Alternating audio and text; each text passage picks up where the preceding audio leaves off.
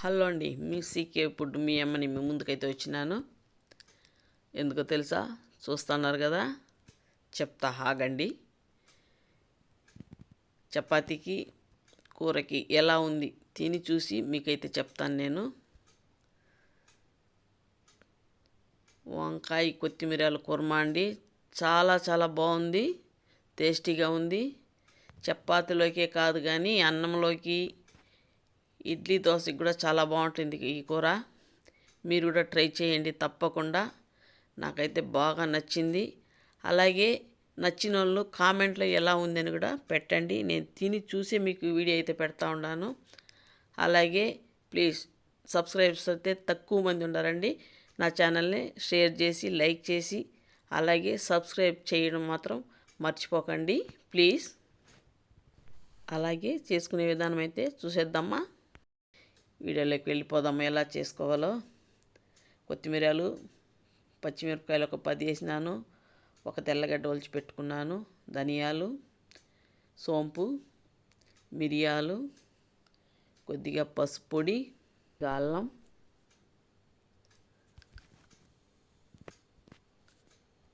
పెరుగు 50 గ్రాములు, పెరుగు 50 గ్రాముల దాకా తీసుకున్నాను. ఇప్పుడు అదైతే మిక్సీకి పట్టించుకుందాము.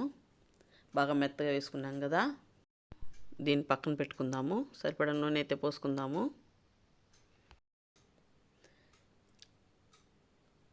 వంకాయలు అయితే ముందే కోసి ఉప్పు నీళ్ళు వేసి పెట్టుకున్నాను కదా.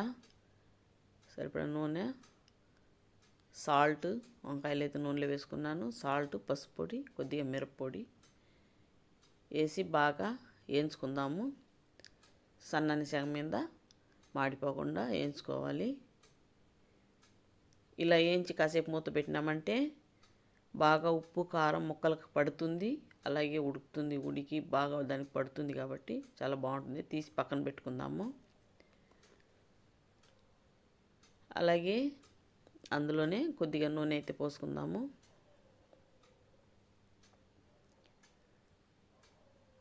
ఇప్పుడైతే ఆవాలు వేసుకుందాము.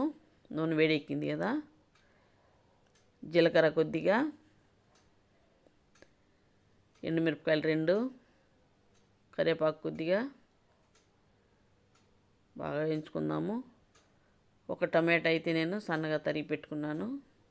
టమాటా ఒకటి తరుక్కున్నాను. కొద్దిగా సాల్ట్, ఆల్రెడీ ముక్కలకైతే వేసి పట్టించినాను కదా, దీంట్లో కూడా కొద్దిగా వేసుకుందాము. ఎందుకంటే అప్పుడు టమాటా అయితే మెత్తగా అవుతుందండి. ఎర్రగడ్డలు ఏమి దీనికి అవసరం లేదు.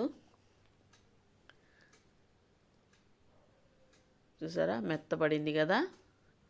ఇప్పుడైతే మనం మిక్సీకి పట్టించుకున్న కొత్తిమీర పేస్ట్ దాంట్లో పోసుకుందాము. ఇది బాగా అలాగే కాసేపు ఉడకనిద్దాము. ఎందుకంటే ఆ కొత్తిమీర పచ్చి వాసన అది పోవాలి కదా, దానికోసమని. కొద్దిగా పసుపు పొడి. ఒక మాట అండి, ఎందుకంటే నా వీడియోస్ చూసే వాళ్ళందరూ తప్పకుండా నా ఛానల్ని సీకే ఫుడ్ యూట్యూబ్ ఛానల్ని చూసి వీడియోస్ని షేర్ చేయండి, లైక్ చేయండి, సబ్స్క్రైబ్ చేయడం మర్చిపోకండి. చాలా తక్కువ మంది అయితే ఉన్నారు. ఇది కాసేపు ఉడికింది కదా, నూనె బాగా తేలింది. ఇప్పుడైతే వంకాయలు వేసుకుందాము. పచ్చి వాసన అంతా బాగా పోయింది. వాసన అయితే బాగా వస్తుందండి. ఇప్పుడే తినాలి అనిపించే విధంగా వాసన అయితే వస్తూ ఉంది. ఇప్పుడు ఇందులో మనము ముందే వేయించి పెట్టుకున్న వంకాయలను అయితే వేసుకుందాము. ఇలా వేయించి పెట్టుకుని వేసుకున్నామంటే వంకాయలు తినడానికి బాగుంటుందండి. ముక్కల్లో ఉప్పు కారం బాగా పట్టి బాగుంటుంది టేస్టీగా. అది కాసేపు అలా కలిపి కొద్దిగా మనం ఆ మిక్సీ జార్లోనే కొద్దిగా నీళ్ళు పోసి కలిపి వేసి ఉడికించుకుందాము.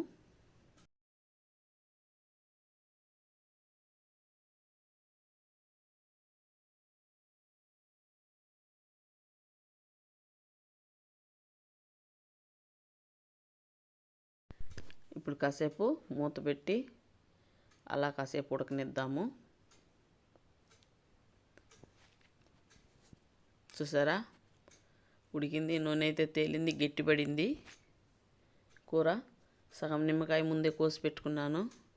అదైతే కొద్దిగా పోసుకుంటాము. నిమ్మకాయ పోసుకోవాలా వద్దనేది మీ ఇష్టం అండి. నేనైతే కొద్దిగా పోసాను, ఎందుకంటే మనం చింతపండు టమాటా టేస్ట్ కన్నా నిమ్మకాయ రసం పిండినామంటే ఇంకా చాలా బాగుంటుంది.